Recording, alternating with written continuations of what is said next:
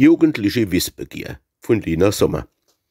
Die Mutter sucht ihr kleines Biebchen, Trepp auf, Trepp ab im ganzen Haus. Und, wie sie es nicht hat finden können, da läuft sie in der Garten aus. Und richtig, guck, da sitzt das Kerlchen, es hat ein Messer neben sich, ein Bohrer in de kleinen Finger und blogt sich fürchterlich.